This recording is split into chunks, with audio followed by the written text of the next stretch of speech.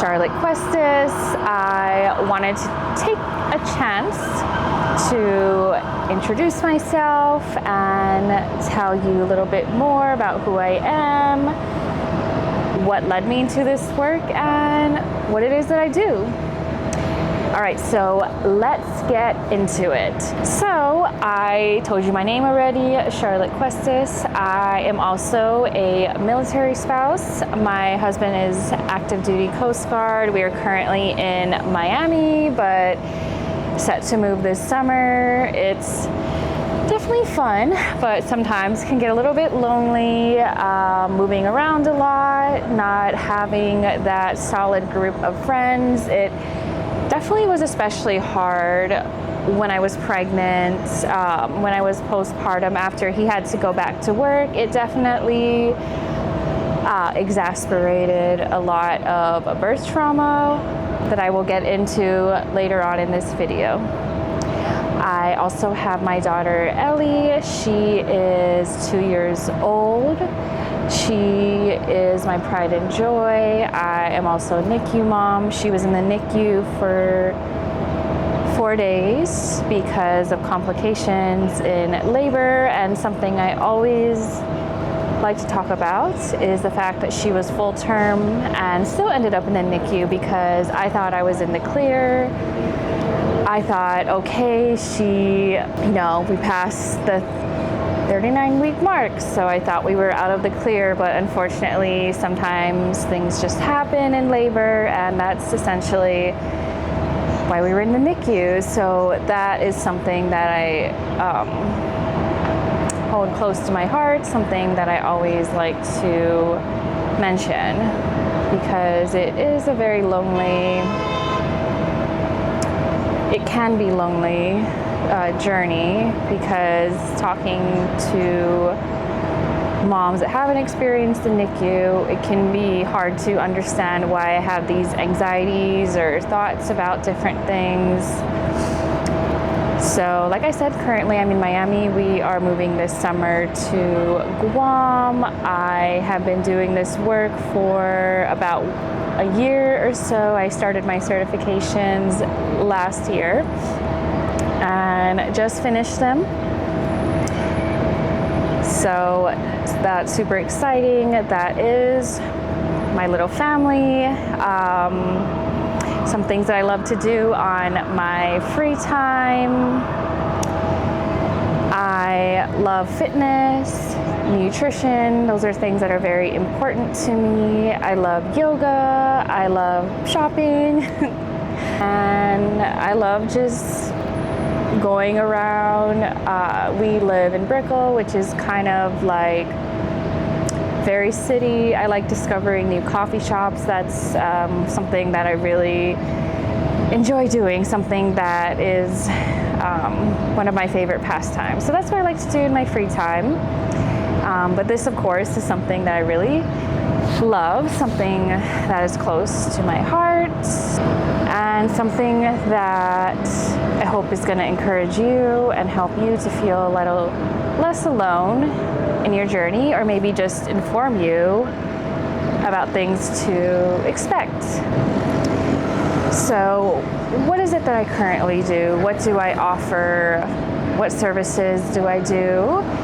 So currently I'm certified as a postpartum doula, a birth doula, a breastfeeding counselor, and a birth educator. So I do all those things, kind of a mix. I'll usually include birth education in a lot of my birth doula packages, or teaching birth education classes separately, online, privately, in a group. So birth education is something that's really important to me, because I feel like the more you know, the more you're able to advocate for yourself, to ask the right questions, to even switch providers if you need to, switch hospitals, change your medical team. I feel like information, education that I give you is not really something that doctors can argue with, because I use all evidence-based stuff that has credibility to back it up, stuff from my own experience that I experienced and now I share so that you can know what it is you could expect. You know, of course, every birth is very different, but the reason why I love birth education so much and why it's something that I stress so much, I will either require you to take a birth education class, I can teach one to you.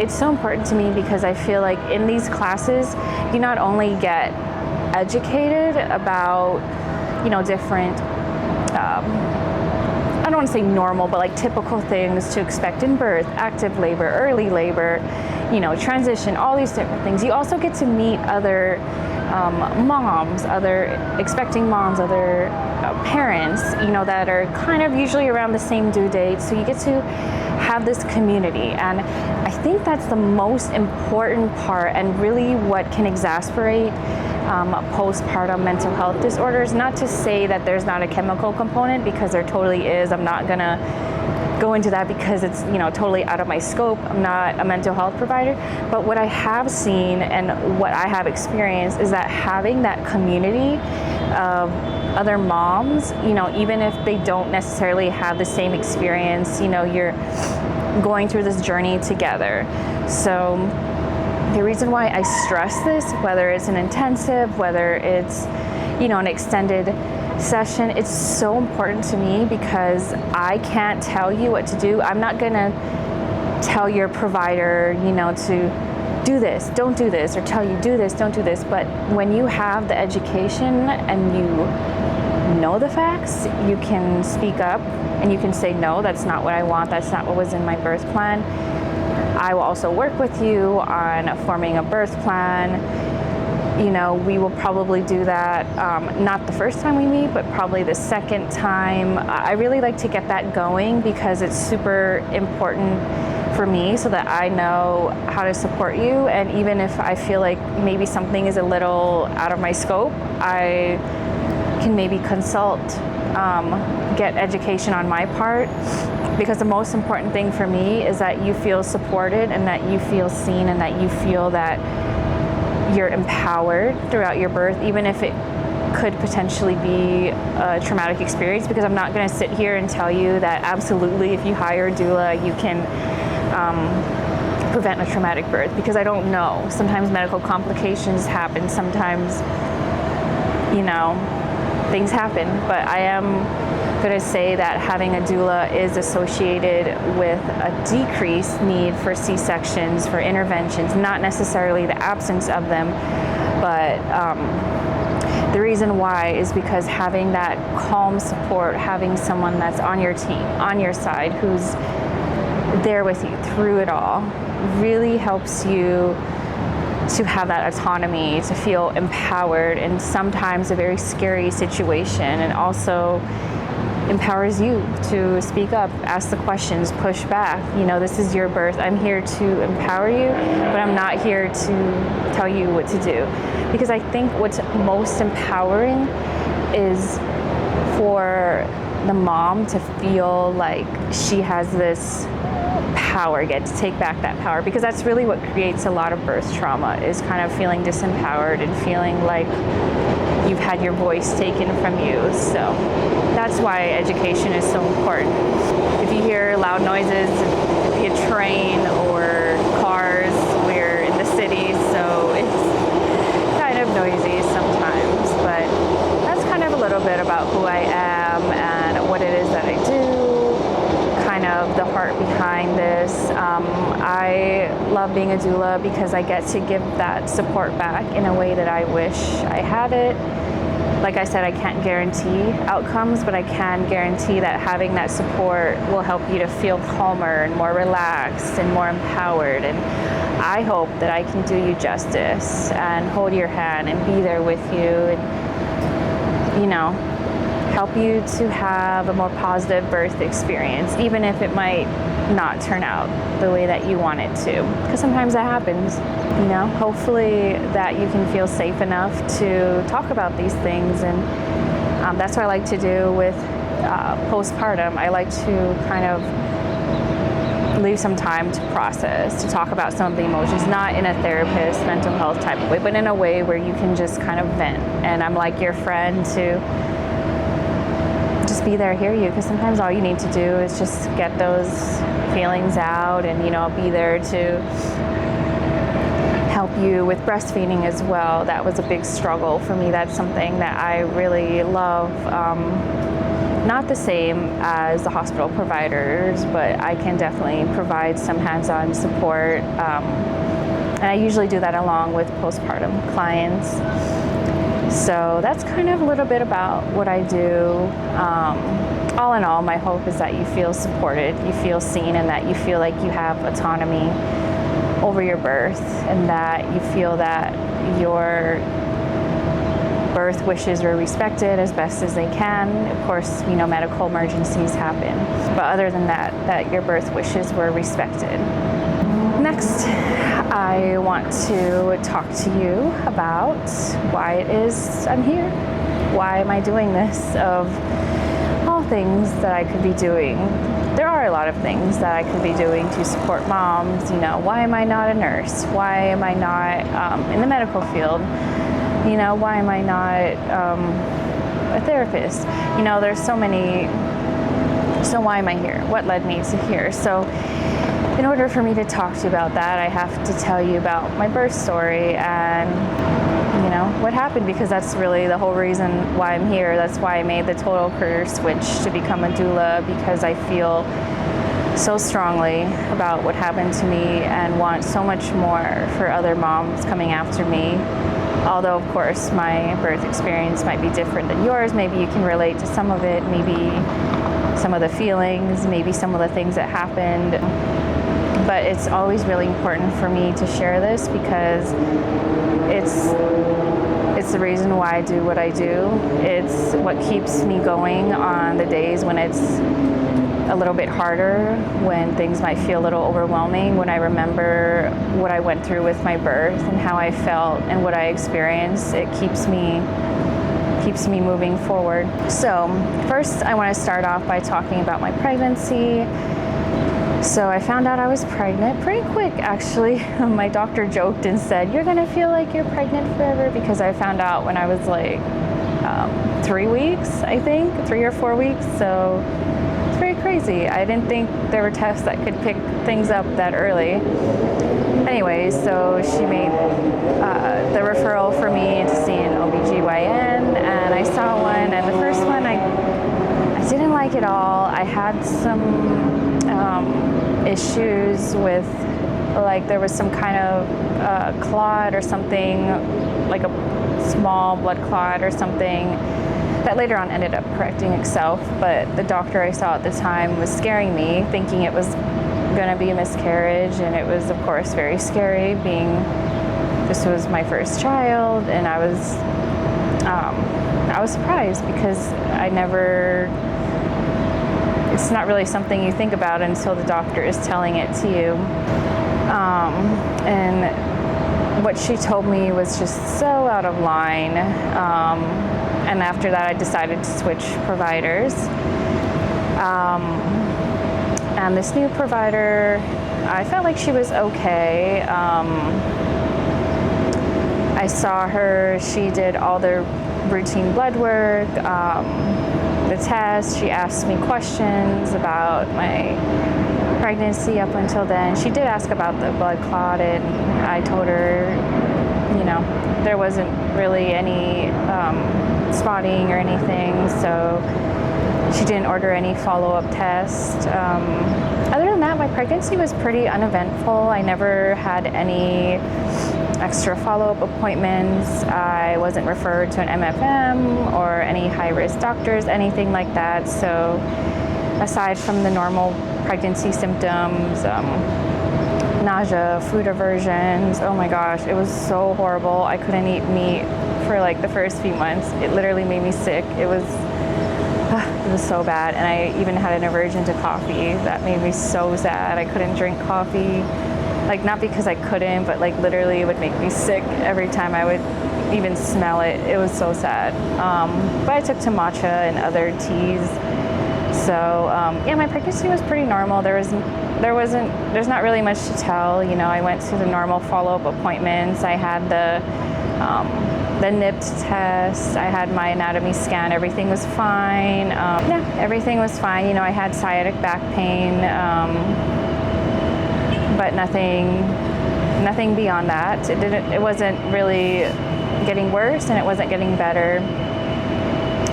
So fast forward to the day that ended up going into triage.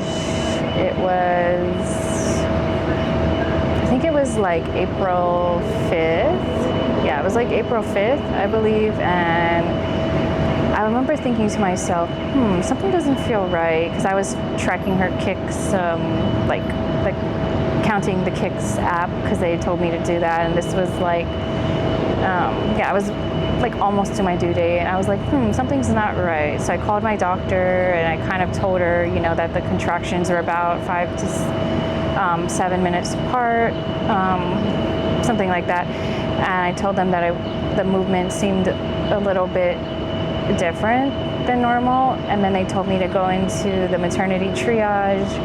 So I told my husband, we packed up and went. Thankfully, I already had my bag packed from like 35 weeks or something, because I was like so sure I was gonna go into like labor earlier, because I was so uncomfortable and I wanted to, honestly, but of course now knowing what I know, I'm glad I didn't go into labor that early. So anyways, I get there and they hook me up to all these monitors, and next thing I know, they're turning me on my side and saying all these things, and I'm confused. I don't really know what's going on. All I know is they keep telling me to turn on my side, and then they page my doctor, and I hear them talking to her, and I hear what amounts to them talking about an induction, and the medical doctor comes back and tells me that my doctor is telling them to induce me, but there was never any talk with me about the risk and the benefits, what it is that I want. You know, I knew that her heart rate was decreasing and decelerating, but when it came to the induction itself, I didn't feel like there was really a lot of discussion with me about why exactly this is happening. Like a full picture of what are the risks and benefits. Am I okay with this? Are there any other alternatives? There was none of that. It was, you know, it was like, this is happening and this is it. And me being a first-time mom, I didn't know any better. I just said, okay, because, you know, what am I gonna do at this point? And also just not knowing that I could say no. I totally could have. And, you know, looking back, I probably would have said, no, I'm not gonna do that, or, you know, ask more questions. So that's kind of what happened. And then after that, I'm like, you know, they're getting me all hooked up and ready to move me over to the labor room. And this lady, actually, I remember she's trying to stick me with the IV, and I'm like, no, you're not gonna put it in my hand. And she keeps insisting that she has to. And I said, no, you're absolutely not gonna do that. I will wait. So I guess in that sense, there was some parts that I was able to advocate for myself. But anyways, on the way to the labor room, I thought I had like peed myself, and then I realized that it wasn't stopping, and I was like, okay, that's definitely not pee. My water just broke. So I was like, okay, that's one less thing, one less intervention they have to do. So at least they don't have to do the Foley, you know, balloon anymore, even though there was, of course, many other interventions they'd have to do. So anyways, they kind of helped me clean up my slippers and helped me walk over to the labor and delivery room and help me get into the bed, hook me up to all the IVs, start Pitocin, and then I just kind of lay there, and things just kind of, that's just kind of what happens for the next few hours. And then I think maybe it's like an hour or so, like an hour and a half. I actually I went into triage already at 2 to 3 centimeters. It's so crazy because I tell them the day before, I was literally closed at 0 centimeters, and then the next day overnight, I'm like 2 to 3 centimeters. So crazy what the body can do. And I dilate very fast. I think as they hook me up to Pitocin, it's like maybe, like I go to 10 centimeters within maybe an hour and a half, and then they come in and they do the coach pushing, you know, stupid coach pushing, and tell me to do this, and, you know, then they're helping me get on my hands and knees, and, you know, they did really try to help me the best they could to try to get her out vaginally, but I don't think she was coming out, and I was screaming for an epidural once I got to about like 6 to 7 centimeters. That's when I was like, okay, I can't handle this. And, you know, they came in and did all that. I don't know if it just didn't hurt at all for me, or if I was so distracted by the pain that I was already feeling that I didn't even notice them putting the huge needle, because my husband tells me the needle was huge. And I was like, I didn't notice a thing. I think I was just like so in pain. One thing they don't tell you is, oh my gosh, the contractions from Pitocin is like contractions times 100. It is the most painful thing I've ever experienced in my life. And never once did my doctor warn me about how painful contractions can get. Everyone, even after my labor and delivery, was like, no, oxytocin, you know, even the artificial one is the same as what your body gives you. It is not the same. It is artificial oxytocin. It's not the same as what your body produces, and they try to tell me that it is. And, you know, so that's happening for a few hours. We're pushing. My doctor comes in towards the end, and she's, you know, okay, you got to get her out. You're not pushing hard enough, and saying all kinds of, you know, not so good things like that. Okay, you better push her out, or you're getting a C-section. And, you know, of course, I do end up with a C-section, but it was so crazy. My body just totally shut down when she said that. It was like the words that she said, it was like my body did this involuntary thing where it just stopped. And, you know, what you say to a woman in labor is so powerful. Like, that's why I stress the importance of encouragement and positive affirmations and doing these things daily, even leading up to giving birth, because, man, I cannot even explain to you how my body just shut down when she started saying all those things. And not much after that, they called a stat. My daughter's heart rate was going really, really low, and it was dangerously low. And what they don't tell you is that getting an epidural and Pitocin together increases the chance of fetal distress so much more, increases the chances of a C-section so much more. People argue about this with me. I'm not saying that it always leads to a C-section. What I'm saying is that it increases the chances of one. I have known people that don't get C-sections, but I have known a lot of people that end up getting one, or end up getting some kind of intervention, some kind of assisted delivery, because it's like all these chemicals pumping in your body. And also with an epidural, I couldn't feel the contractions as much. It's meant to be like, you know, relieve the pain. But because of that, I wasn't able to feel myself pushing as much. So I think it was why my daughter kept going in and out. Like, she kind of kept coming out, but then not, because it's so hard to, like, I don't know how to explain it, but anyways, there's all these risks, and then, you know, everything happens. They call the stat C-section, which is basically like an emergency, but like extreme emergency. They have to get her out within seconds, basically, because her heart rate was going so low. I was freaking out.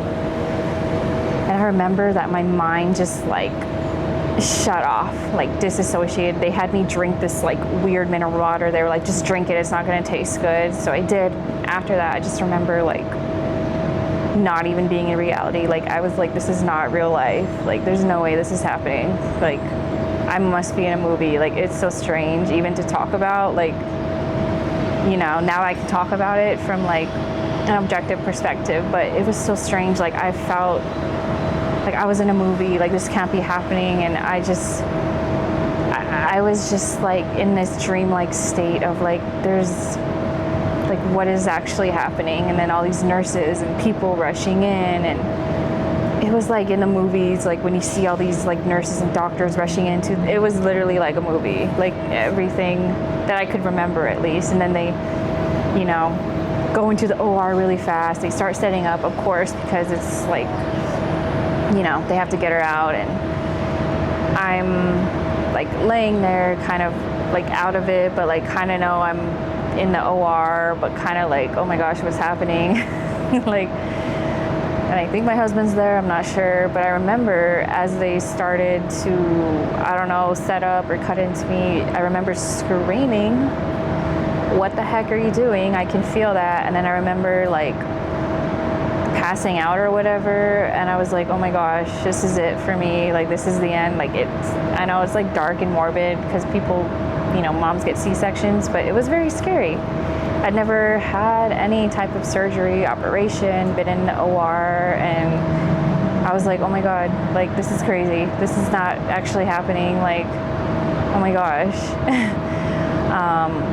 So, you know, that happened and I'm totally out of it. So I can't really tell you what was happening, but I can tell you that I remember feeling like this is not real life. This can't be happening. Like, what is this? Is my baby okay? Because I remember faintly hearing voices and them calling out the time she was born at like 1:10 a.m. or something like that on April 6th. And I remember hearing no voices, I mean, aside from the nurses, like no crying or anything, and that really scared me. And then someone comes over and is like, oh yeah, by the way, your baby is not breathing. She might have to be transferred to the children's hospital. And I'm like, what? And I'm still shaking. No one tells me that the meds from the C-section, epidural, all that stuff can like cause a shaking. I'm out here freaking out, thinking I'm having a freaking seizure. And then they're telling me that my baby might be medevaced to another hospital because she's not responding. So that was very scary and traumatizing because I already went through such a traumatic labor and, you know, having this C-section, I'm like, oh my gosh, is this real life? Like this really can't be happening. So yeah, so then that happens and they take me to the recovery room. And then my husband, I believe he goes with them to the NICU and sees her, takes some videos, and I have to wait a few hours before I even get to hold her, before I get to feed her, have any skin to skin, and that was really hard for me. That's something I grieved, still grieve, because it was something that was really important to me, something that I really wanted. I knew was really important because of that oxytocin release and that like bonding. I really wanted to breastfeed, and I think that's why breastfeeding was so hard at first, but we figured out after a little bit. But that's kind of another reason why I did the breastfeeding counseling along with all these other things as well. So that happened. She was in the NICU for 4 days, but it was very traumatizing 4 days. I didn't really know what was happening with her most of the time. I knew that she had some respiratory distress and she had pooped in me, the meconium.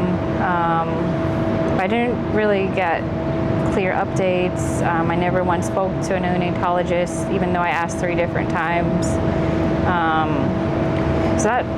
So that already added more trauma on top of the traumatic birth I'd already experienced. And it's really sad that this is not a unique story.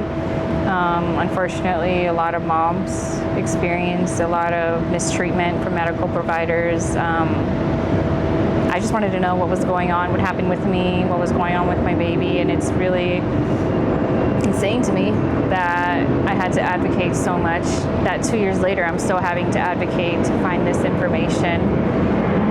It's really sad, and that shouldn't be that way. It should be legal. I mean, maybe it is, but you know, they have their nuances. They probably put it in the paperwork, but yeah, so it was really hard. It was a really hard birth experience, and because of all that, I definitely struggled a lot postpartum. It took me a while to find a therapist, to realize that I needed help. Fired my OB a few months later. It was really hard, and I wish I had that support. I wish I knew what a doula was, would have used one, but that's why I do this, Of course, I'm not saying your birth is going to end up this way, but what I do know is that having that support, having someone there with you, having someone to make you feel calm and relaxed, to inform you about your rights, to educate you, to just be by your side. Honestly, that's all I really wanted, was someone who was going to be there. I mean, of course I had my husband, but someone who was trained in how to support moms in, through this new phase of life. It was definitely an experience that I'll never forget, and I am so glad that I'm able to talk about it now and able to give support back to other moms and families. But it shouldn't be this way. This shouldn't have been my story. And I think that's what drives me every day to do the work that I do, because while your experience might not be mine, I want to do everything within my power to make you feel empowered, that you have autonomy, that you can push back, ask questions, talking about your birth plan with you, helping you find providers that are aligned with what you want. So that's kind of what I do, why I do this, and my future goals is to talk more about other topics, induction, NICU, that's something that I hold really close to my heart, maybe even how being a military spouse can impact the postpartum period, and there's so much. And I think I really created this space so that there can be honest birth education, stories, because I think that's what I was really lacking, is all these forms that they gave me. It was just legality, but there wasn't any real informed consent. But that's what I hope to do, and I'm really excited to take this journey with you and to get to know you. My social media links will be linked. You can book a free consult with me, or you can even just DM me any questions. Happy to chat with you.